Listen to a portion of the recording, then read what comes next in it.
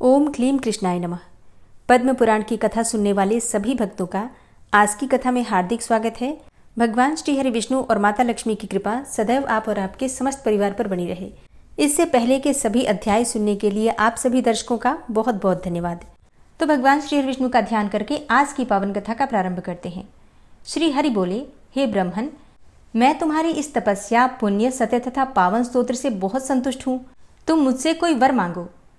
सोम शर्मा ने कहा, हे प्रभु, पहले तो आप मुझे भली भांति निश्चित किया हुआ एक वर यह दीजिए कि मैं प्रत्येक जन्म में आपकी भक्ति करता रहूं, और दूसरा यह कि मुझे मोक्ष प्रदान करने वाले अपने अविचल परमधाम का दर्शन कराइए। तीसरे वर के रूप में मुझे एक ऐसा पुत्र दीजिए जो अपने वंश का उद्धारक, दिव्य लक्षणों से संपन्न, विष्णु भक्ति पारायण, मेरे कुल को धारण करने वाला, सर्वज्ञ, सर्वस्व दान करने वाला, जितेंद्रिय, तप और तेज से युक्त, देवता, ब्राह्मण तथा इस जगत का पालन करने वाला, श्री भगवान अर्थात आपका पुजारी और शुभ संकल्प वाला हो। और इसके सिवा हे श्री केशव, आप मेरी दरिद्रता हर लीजिए। श्री हरि बोले, हे द्विजश्रेष्ठ, ऐसा ही होगा, इसमें तनिक भी संदेह नहीं है। मेरे प्रसाद से तुम्हें सुयोग्य पुत्र की प्राप्ति होगी जो तुम्हारे वंश का उद्धार करने वाला होगा, और तुम इस मनुष्य लोक में भी परम उत्तम एवं दिव्य मनुष्योचित भोगों का उपभोग करोगे। तदनंतर तुम परम गति को प्राप्त करोगे। इस प्रकार भगवान श्री हरि स्त्री सहित ब्राह्मण को वरदान देकर अंतर्ध्यान हो गए। तदनंतर द्विज श्रेष्ठ सोम शर्मा अपनी पत्नी सुमना के साथ नर्मदा के पुण्यदायक तट पर परम पावन उत्तम तीर्थ अमरकंटक में रहकर दान पुण्य करने लगे। इस प्रकार बहुत समय व्यतीत हो जाने पर एक दिन सोम शर्मा कपिला और नर्मदा के संगम में स्नान करके निकले और घर आकर ब्राह्मणोचित कर्म में लग गए। उस दिन व्रत से शोभा पाने वाली परम सौभाग्यवती सुमना ने पति के सहवास से गर्भ धारण किया, और समय आने पर उस बड़भागिनी ने देवताओं के समान कांतिमान उत्तम पुत्र को जन्म दिया, जिसके शरीर से तेजोमयी किरणें छिटक रही थी। उसके जन्म के समय आकाश में बारंबार देवताओं के नगारे बजने लगे। तत्पश्चात ब्रह्मा जी देवताओं को साथ लेकर वहां आए और स्वस्थ चित्त से उस बालक का नाम उन्होंने सुव्रत रखा। नामकरण करके महाबली देवता स्वर्ग को चले गए। उनके जाने के पश्चात द्विज श्रेष्ठ भूमिक सोम शर्मा ने बालक के जातकर्म आदि संस्कार किए। उस बड़भागी पुत्र सुव्रत के, जो भगवान की कृपा से प्राप्त हुआ था, जन्म लेने पर ब्राह्मण के घर में धन धान्य से परिपूर्ण महालक्ष्मी निवास करने लगी। हाथी, घोड़े, भैंसे, गर्रे, सोने और रत्न आदि किसी भी वस्तु की कमी न रही। सोम शर्मा का घर रत्न राशि से कुबेर भवन की भांति शोभा पाने लगा। ब्राह्मण ने दान पुण्य आदि धर्मों का अनुष्ठान किया। तीर्थों में जाकर वे नाना प्रकार के पुण्यों में लगे रहे, और भी जो जो दान पुण्य हो सकते हैं उन सबका उन्होंने अनुष्ठान किया। मेधावी सोम शर्मा का सारा जीवन ही ज्ञान और पुण्य के उपार्जन में लगा रहा। उन्होंने बड़े हर्ष के साथ पुत्र का विवाह किया।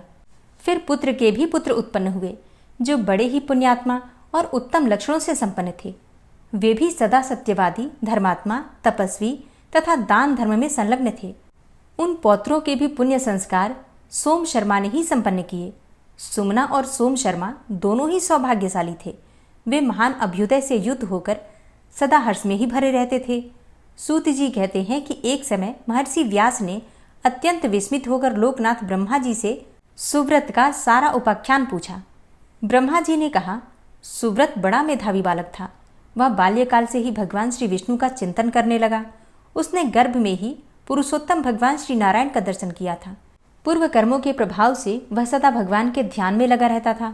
वह गान, विद्याभ्यास और अध्यापन करते समय भी शंख चक्र गदाधारी उत्तम पुण्यदायी भगवान श्री पद्मनाभ का ध्यान और चिंतन किया करता था। इस प्रकार वह द्विजश्रेष्ठ सदा श्री भगवान का ध्यान करते हुए ही बच्चों के साथ खेला करता था। वह मेधावी, पुण्यात्मा और पुण्य में प्रेम रखने वाला था। उसने अपने साथी बालकों का नाम अपनी ओर से परमात्मा श्रीहरि के नाम पर ही रख दिया था। वह महामुनि था और भगवान के ही नाम से अपने मित्रों को भी पुकारा करता था। ओ केशव, यहाँ आओ। ओ चक्रधारी माधव, बचाओ। पुरुषोत्तम, तुम ही मेरे साथ खेलो। हे मधुसूदन, हम दोनों को वन में ही चलना चाहिए। इस प्रकार श्रीहरि के नाम ले लेकर वह ब्राह्मण बालक मित्रों को बुलाया करता था। खेलने, पढ़ने, हंसने, सोने, गीत गाने, देखने, चलने, बैठने, ध्यान करने, सलाह करने, ज्ञान अर्जन करने तथा शुभ कर्मों का अनुष्ठान करने के समय भी वह श्री भगवान को ही देखता और जगन्नाथ, जनार्दन आदि नामों का उच्चारण किया करता था। विश्व के एकमात्र स्वामी श्री परमेश्वर का ध्यान करता रहता था। तृण, काष्ठ, पत्थर तथा सूखे और गीले सभी पदार्थों में वह धर्मात्मा बालक श्री केशव को ही देखता। कमल लोचन श्री गोविंद का ही साक्षात्कार किया करता था। सुमना का पुत्र ब्राह्मण सुव्रत बड़ा बुद्धिमान था। वह आकाश में, पृथ्वी पर, पर्वतों में, वनों में, जल, थल और पाषाण में तथा संपूर्ण जीवों के भीतर भी भगवान श्री नृसिंह का ही दर्शन करता था। इस प्रकार बालकों के साथ खेल में सम्मिलित होकर वह प्रतिदिन खेलता तथा मधुर अक्षर और उत्तम राग से युक्त गीतों द्वारा श्री कृष्ण का गुणगान किया करता था। उसके गीत ताल, लय, उत्तम स्वर और मूर्धना से युक्त होते थे। सुव्रत कहता, संपूर्ण देवता सदा भगवान श्री मुरारी का ध्यान करते हैं, जिनके श्री अंगों के भीतर संपूर्ण जगत स्थित है। जो योग के स्वामी, पाप का नाश करने वाले और शरणागतों के रक्षक हैं, उन भगवान श्री मधुसूदन का मैं भजन करता हूँ, जो संपूर्ण जगत के भीतर सदा जागते और व्याप्त रहते हैं, जिनमें समस्त गुणवानों का निवास है तथा जो सब दोषों से रहित हैं। उन परमेश्वर का चिंतन करके मैं सदा उनके युगल चरणों में मस्तक झुकाता हूँ, जो गुणों के अधिष्ठान हैं, जिनके पराक्रम का अंत नहीं है। वेदांत ज्ञान से विशुद्ध बुद्धि वाले पुरुष, जिनका सदा स्तवन किया करते हैं, इस अपार, अनंत और दुर्गम संसार सागर से पार होने के लिए जो नौका के समान है, उन सर्वस्वरूप भगवान श्री नारायण की मैं शरण लेता हूँ। मैं श्री भगवान के उन निर्मल युगल चरणों को प्रणाम करता हूँ, जो योगीश्वरों के हृदय में निवास करते हैं, जिनका शुद्ध एवं पूर्ण प्रभाव सदा और सर्वत्र विख्यात है। हे देव, मैं दीन हूँ, आप अशुभ के भय से मेरी रक्षा कीजिए। संसार का पालन करने के लिए जिन्होंने धर्म को अंगीकार किया है, जो सत्य से युक्त संपूर्ण लोकों के गुरु, देवताओं के स्वामी, लक्ष्मी जी के एकमात्र निवास स्थान, सर्वस्वरूप और संपूर्ण विश्व के आराध्य हैं, उन भगवान के सुयश का मैं सुमधुर रस से युक्त संगीत एवं ताल लय के साथ गान करता हूँ। मैं अखिल भुवन के स्वामी भगवान श्री विष्णु का ध्यान करता हूँ, जो इस लोक में दुख रूपी अंधकार का नाश करने के लिए चंद्रमा के समान है, जो अज्ञानमय तिमिर का ध्वंस करने के लिए साक्षात सूर्य के तुल्य है तथा आनंद के अखंड मूल और महिमा से सुशोभित है, जो अमृतमय आनंद से परिपूर्ण समस्त कलाओं के आधार तथा गीत के कौशल हैं। उन श्री भगवान का मैं अनन्य अनुराग से गान करता हूँ, जो उत्तम योग के साधनों से युक्त हैं, जिनकी दृष्टि परमार्थ की ओर लगी रहती है, जो संपूर्ण चराचर जगत को एक साथ देखते रहते हैं तथा पापी लोगों को जिनके स्वरूप का दर्शन नहीं होता, उन एकमात्र भगवान श्री केशव की मैं सदा के लिए शरण लेता हूँ। इस प्रकार सुमना का पुत्र सुव्रत दोनों हाथों से ताली बजाकर ताल देते हुए श्री कृष्ण के सुयस का गान करता और बालकों के साथ सदा प्रसन्न रहता था। प्रतिदिन बाल स्वभाव के अनुसार खेलता और भगवान श्री विष्णु के ध्यान में लगा रहता था। अपने सुलक्षण पुत्र सुव्रत को खेलते देखकर माता सुमना कहती, बेटा आ, कुछ भोजन कर ले, तुझे भूख सता रही होगी। यह सुनकर वह बुद्धिमान बालक सुमना को उत्तर देता, माँ, भगवान का ध्यान महान अमृत के तुल्य है, मैं उसी से तृप्त रहता हूँ, मुझे भूख नहीं सताती। भोजन के आसन पर बैठकर जब वह अपने सामने मिष्टान परोसा हुआ देखता, तब कहता कि इस अन्न से भगवान श्री विष्णु तृप्त हों। वह धर्मात्मा बालक जब सोने के लिए जाता, तब वहां भी श्री कृष्ण का चिंतन करते हुए कहता, मैं योग निद्रा परायण भगवान श्री कृष्ण की शरण में आया हूँ। इस प्रकार भोजन करते, वस्त्र पहनते, बैठते और सोते समय भी वह श्री वासुदेव का ही चिंतन करता और उन्हीं को सब वस्तुएं समर्पित कर देता था। धर्मात्मा सुव्रत युवावस्था आने पर काम भोग का परित्याग करके वैंडूर्य पर्वत पर जाकर भगवान श्री विष्णु के ध्यान में लग गया। वहीं पर उस मेधावी ने श्री विष्णु का चिंतन करते हुए तपस्या आरंभ कर दी। उस श्रेष्ठ पर्वत पर सिद्धेश्वर नामक स्थान के पास वह निर्जन वन में रहता और काम, क्रोध आदि संपूर्ण दोषों का परित्याग करके इंद्रियों को संयम में रखते हुए तपस्या करता था। उसने अपने मन को एकाग्र करके भगवान श्री विष्णु के साथ जोड़ दिया। इस प्रकार परमात्मा के ध्यान में 100 वर्षों तक लगे रहने पर उसके ऊपर शंख, चक्र और गदा धारण करने वाले भगवान श्री जगन्नाथ बहुत प्रसन्न हुए तथा लक्ष्मी जी के साथ उसके सामने प्रकट होकर बोले, धर्मात्मा सुव्रत, आप ध्यान से उठो, तुम्हारा कल्याण हो। मैं विष्णु तुम्हारे पास आया हूँ, मुझसे वर मांगो। मेधावी सुव्रत भगवान श्री विष्णु के ये उत्तम वचन सुनकर अत्यंत हर्ष में भर गए। उन्होंने आंखें खोलकर देखा कि भगवान जनार्दन सामने खड़े हैं। फिर तो दोनों हाथ जोड़कर उन्होंने श्री भगवान को प्रणाम किया और उनकी स्तुति करने लगे। सुव्रत बोले, हे जनार्दन, यह संसार समुद्र अत्यंत गहरा है, इसका पार पाना कठिन है। यह दुखमयी लहरों और मोहमयी भांति भांति की तरंगों से भरा है। मैं अत्यंत दीन हूँ और अपने ही दोषों तथा गुणों से, पाप पुण्यों से प्रेरित होकर इसमें आकर फंसा हूँ। अतः आप मेरा इससे उद्धार कीजिए। कर्म रूपी बादलों की भारी घटा घिरी हुई है, जो गरजती और बरसती भी है। मेरे पातकों की राशि विद्युलता की भांति उसमें थिरक रही है। मोह रूपी अंधकार समूह से मेरी दृष्टि विवेक शक्ति नष्ट हो गई है। मैं अत्यंत दीन हो रहा हूँ। हे मधुसूदन, मुझे अपने हाथ का सहारा दीजिए। यह संसार एक महान वन है, इसमें बहुत से दुख ही वृक्ष रूप में स्थित हैं। मोह रूपी सिंह इसमें निर्भय होकर निवास करते हैं। इसके भीतर शोक रूपी प्रचंड दावानल प्रज्वलित हो रहा है, जिसकी आंच से मेरा चित्त संतप्त हो उठा है। हे कृष्ण, इससे मुझे बचाइए। यह संसार एक वृक्ष के समान है। यह अत्यंत पुराना होने के साथ बहुत ऊंचा भी है। माया इसकी जड़ है। शोक तथा नाना प्रकार के दुख इसकी शाखाएं हैं। पत्नी आदि परिवार के लोग पत्ते हैं और इसमें अनेकों प्रकार के फल भी लगे हैं। हे मुरारे, मैं इस संसार वृक्ष पर चढ़कर गिर रहा हूँ। हे भगवान, इस समय मेरी रक्षा कीजिए, मुझे बचाइए। हे कृष्ण, मैं दुख रूपी अग्नि, विविध प्रकार के मोह रूपी धुएं तथा वियोग, मृत्यु और काल के समान शोकों से जल रहा हूँ। आप सर्वदा ज्ञान रूपी जल से सींचकर मुझे सदा के लिए संसार बंधन से छुड़ा दीजिए। हे कृष्ण, मैं मोह रूपी अंधकार राशि से भरे हुए संसार नामक महान गड्ढे में सदा से गिरा हुआ हूँ। दीन हूँ और भय से अत्यंत व्याकुल हूँ।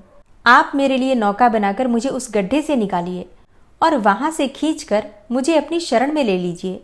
जो संयमशील हृदय के भाव से युक्त होकर अनन्य चित्त से आपका ध्यान करते हैं, वे आपकी पदवी को प्राप्त हो जाते हैं, तथा जो देवता और किन्नरगण आपके दोनों परम पवित्र चरणों को प्रणाम करके उनका चिंतन करते, वे भी आपकी पदवी को प्राप्त होते हैं। मैं न तो दूसरे का नाम लेता हूँ, न दूसरे को भजता हूँ और न दूसरे का चिंतन ही करता हूँ। नित्य निरंतर आपके युगल चरणों को ही प्रणाम करता रहता हूँ। इस प्रकार मैं आपकी शरण में आया हूँ। आप मेरी रक्षा करें। मेरे पातक समूह शीघ्र ही दूर हो जाएं। मैं नौकर की भांति जन्म जन्म आपका दास बना रहूं। हे भगवान, आपके युगल चरण कमलों को सदा प्रणाम करता हूँ। हे श्री कृष्ण, यदि आप मुझ पर प्रसन्न हैं तो मुझे यह उत्तम वरदान दीजिए। मेरे माता पिता को सशरीर अपने परम धाम में पहुँचाइए। मेरे ही साथ मेरी पत्नी को भी अपने लोक में ले चलिए। श्री हरि बोले, हे ब्रह्मन, तुम्हारी यह उत्तम कामना अवश्य पूर्ण होगी। इस प्रकार सुव्रत की भक्ति से संतुष्ट होकर भगवान श्री विष्णु उन्हें उत्तम वरदान देकर दाह और प्रलय से रहित वैष्णव धाम को चले गए। सुव्रत के साथ ही सुमना और सोम शर्मा भी वैकुंठ धाम को प्राप्त हुए।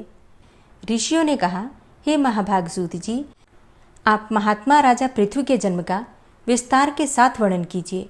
हम उनकी कथा सुनने के लिए उत्सुक हैं। महाराज पृथु ने जिस प्रकार इस पृथ्वी का दोहन किया तथा देवताओं, पितरों और तत्ववेत्ता मुनियों ने भी जिस प्रकार उसको दुहा था, वह सारा प्रसंग मुझे सुनाइए। सूत जी बोले, हे द्विजवरों, मैं वेन कुमार पृथ्वी के जन्म, पराक्रम और क्षत्रियोचित पुरुषार्थ का विस्तार के साथ वर्णन करूंगा। ऋषियों ने जो बातें रहस्य की कही हैं उन्हें भी बताऊंगा। जो प्रतिदिन वेन नंदन पृथ्वी की कथा को विस्तार पूर्वक कहेगा, उसके 7 जन्मों के पाप नष्ट हो जाएंगे। पृथु का जन्म, वृतांत तथा संपूर्ण चरित्र ही पापों का नाश करने वाला और पवित्र है। पूर्व काल में अंग नाम के प्रजापति थे, जिनका जन्म अत्रि वंश में हुआ था। वे अत्रि के समान ही प्रभावशाली, धर्म के रक्षक, परम बुद्धिमान तथा वेद और शास्त्रों के तत्वज्ञ थे। उन्होंने ही संपूर्ण धर्मों की सृष्टि की थी। मृत्यु की एक परम सौभाग्यवती कन्या थी, जिसका नाम था सुनीता। महाभाग अंग ने उसी के साथ विवाह किया और उसके गर्भ से वेन नामक पुत्र को जन्म दिया, जो धर्म का नाश करने वाला था। राजा वेन वेदोक्त सदाचार रूप धर्म का परित्याग करके काम, लोभ और महामोहवश पाप का ही आचरण करता था। मद और मात्सर्य से मोहित होकर पाप के ही रास्ते चलता था। उस समय संपूर्ण द्विज वेदाध्ययन से विमुख हो गए और वेन के राजा होने पर प्रजाजनों में स्वाध्याय और यज्ञ का नाम भी नहीं सुनाई पड़ता था। यज्ञ में आए हुए देवता यजमान के द्वारा अर्पण किए हुए सोम रस का पान नहीं करते थे। वह दुष्टात्मा राजा ब्राह्मणों से प्रतिदिन यही कहता था कि स्वाध्याय न करो, होम करना छोड़ दो, दान न दो और यज्ञ भी न करो। प्रजापति वेन का विनाश काल उपस्थित था, इसीलिए उसने यह क्रूर घोषणा की थी। वह सदा यही कहा करता था कि मैं ही यजन करने के योग्य देवता, मैं ही यज्ञ करने वाला यजमान तथा मैं ही यज्ञ कर्म हूँ। मेरे ही उद्देश्य से यज्ञ और होम का अनुष्ठान होना चाहिए। मैं ही सनातन विष्णु, मैं ही ब्रह्मा, मैं ही रुद्र, मैं ही इंद्र तथा सूर्य और वायु हूँ। हव्य और कव्य का भोक्ता भी सदा मैं ही हूँ। मेरे सिवा दूसरा कोई नहीं है। यह सुनकर महान शक्तिशाली मुनियों को वेन के प्रति बड़ा क्रोध हुआ। वे सब एकत्रित होकर उस पाप बुद्धि राजा के पास जाकर बोले कि राजा को धर्म का मूर्तिमान स्वरूप माना गया है, इसलिए प्रत्येक राजा का कर्तव्य है कि वह धर्म की रक्षा करे। हम लोग 12 वर्षों में समाप्त होने वाले यज्ञ की दीक्षा ग्रहण कर रहे हैं। तुम अधर्म न करो, क्योंकि ऐसा करना सत्पुरुषों का धर्म नहीं है। हे महाराज, तुमने यह प्रतिज्ञा की है कि मैं राजा होकर धर्म का पालन करूंगा, अतः उस प्रतिज्ञा के अनुसार धर्म करो और सत्य एवं पुण्य को आचरण में लाओ। ऋषियों की ये बातें सुनकर वह क्रोध से आग बबूला हो उठा और उनकी ओर दृष्टिपात करके द्वितीय यमराज की भांति बोला, अरे तुम लोग मूर्ख हो क्या? तुम्हारी बुद्धि मारी गई है, अतः निश्चय ही तुम लोग मुझे नहीं जानते। भला ज्ञान, पराक्रम, तपस्या और सत्य के द्वारा मेरी समानता करने वाला इस पृथ्वी पर दूसरा कौन है? मैं ही संपूर्ण भूतों और विशेषतः सब धर्मों की उत्पत्ति का कारण हूँ। यदि चाहूँ तो इस पृथ्वी को जला सकता हूँ, जल में दबा सकता हूँ तथा पृथ्वी और आकाश को रूंध सकता हूँ। जब वेन को किसी प्रकार भी अधर्म मार्ग से हटाया न जा सका, तब महर्षियों ने क्रोध में भरकर उसे बलपूर्वक पकड़ लिया। वह विवश होकर छटपटाने लगा। उधर क्रोध में भरे हुए ऋषियों ने राजा वेन की बाईं जांघ को मथना आरंभ किया। उससे काले अंजन की राशि के समान एक नाटे कद का मनुष्य प्रकट हुआ। उसकी आकृति विलक्षण थी। लंबा मुंह, विकराल आंखें, नीले कवच के समान काला रंग, मोटे और चौड़े कान, बेडौल बढ़ी हुई बाहें और विशाल भद्दा सा पेट, यही उसका हुलिया था। ऋषियों ने उसकी ओर देखा और कहा, हे निषीद, बैठ जाओ। उनकी बात सुनकर वह भय से व्याकुल होकर बैठ गया। अब ऋषियों ने निषीद कहकर उसे बैठने की आज्ञा दी थी, इसलिए उसका नाम निषाद पड़ गया। पर्वतों और वनों में ही उसके वंश की प्रतिष्ठा हुई। निषाद, किरात, भील, नाहलक, भ्रमर, पुलिंद तथा और भी जितने भी म्लेच्छ जाति के पापाचारी मनुष्य हैं, वे सब वेन के उसी अंग से उत्पन्न हुए हैं। तब यह जानकर कि राजा वेन का पाप निकल गया, समस्त ऋषियों को बड़ी प्रसन्नता हुई। अब उन्होंने राजा के दाहिने हाथ का मंथन आरंभ किया। उससे पहले तो पसीना प्रकट हुआ, किंतु जब पुनः जोर से मंथन किया गया, तब वेन के उस सुंदर हाथ से एक पुरुष का प्रादुर्भाव हुआ जो 12 आदित्यों के समान तेजस्वी थे। उनके मस्तक पर सूर्य के समान चमचमाता हुआ मुकुट और कानों में कुंडल शोभा पा रहे थे। उन महाबली राजकुमार ने आजगव नाम का आदि धनुष, दिव्य बाण और रक्षा के लिए कांतिमान कवच धारण कर रखे थे। उनका नाम पृथु हुआ। वे बड़े सौभाग्यशाली, वीर और महात्मा थे। उनके जन्म लेते ही संपूर्ण प्राणियों में हर्ष छा गया। उस समय समस्त ब्राह्मणों ने मिलकर पृथु का राज्याभिषेक किया। तदनंतर ब्रह्मा जी, सब देवता तथा नाना प्रकार के स्थावर जंगम प्राणियों ने महाराजा पृथु का अभिषेक किया। उनके पिता ने कभी भी संपूर्ण प्रजा को प्रसन्न नहीं किया था, किंतु पृथु ने सबका मनोरंजन किया। इसलिए सारी प्रजा सुखी होकर आनंद का अनुभव करने लगी। प्रजा का अनुरंजन करने के कारण ही वीर पृथु का नाम राजराज हो गया। हे द्विजवरों, उन महात्मा नरेश के भय से समुद्र का जल भी शांत रहता था। जब उनका रथ चलता, उस समय पर्वत दुर्गम मार्ग को छिपाकर उन्हें उत्तम मार्ग देते थे। पृथ्वी बिना जोते ही अनाज तैयार कर देती थी। सर्वत्र गौएं कामधेनु हो गई थी। मेघ प्रजा की इच्छा के अनुसार वर्षा करता था। संपूर्ण ब्राह्मण और क्षत्रिय देव यज्ञ तथा बड़े बड़े उत्सव किया करते थे। राजा पृथ्वी के शासनकाल में वृक्ष इच्छानुसार फलते थे। उनके पास जाने से सबकी इच्छा पूर्ण होती थी। देश में न कभी अकाल पड़ता था, न कोई बीमारी फैलती थी और न ही मनुष्यों की अकाल मृत्यु ही होती थी। सब लोग सुख से जीवन बिताते और धर्म अनुष्ठान में लगे रहते थे। हे ब्राह्मणों, प्रजाओं ने अपनी जीवन रक्षा के लिए पहले जो अन्न का बीज बो रखा था, उसे एक बार यह पृथ्वी पचाकर स्थिर हो गई थी। उस समय सारी प्रजा राजा पृथु के पास दौड़ी गई और मुनियों के कथनानुसार बोली कि हे राजन, हमारे लिए उत्तम जीविका का प्रबंध कीजिए। तब राजाओं में श्रेष्ठ पृथु ने देखा कि प्रजा के ऊपर बहुत बड़ा भय उपस्थित हुआ है। यह देखकर तथा महर्षियों की बातें मानकर महाराज पृथु ने धनुष और बाण हाथ में ले लिया और क्रोध में भरकर बड़े वेग से पृथ्वी के ऊपर धावा किया। पृथ्वी गाय का रूप धारण करके तीव्र गति से स्वर्ग की ओर भागी। फिर क्रमशः ब्रह्मा जी, भगवान श्री विष्णु तथा रुद्र आदि देवताओं की शरण में गई, किंतु कहीं भी उसे अपने बचाव का स्थान न मिला। अंत में अपनी रक्षा का कोई उपाय न देखकर वह वेन कुमार पृथु की ही शरण में आई और बाणों के आघात से व्याकुल होकर उन्हीं के पास खड़ी हो गई। उसने नमस्कार करके राजा पृथु से कहा, महाराज रक्षा करो, रक्षा करो। हे महाप्राज्ञ, मैं धारण करने वाली भूमि हूँ, मेरे ही आधार पर सब लोग टिके हुए हैं। हे राजन, यदि मैं मारी गई तो सातों लोक नष्ट हो जाएंगे। गौओं की हत्या में बड़ा पाप है।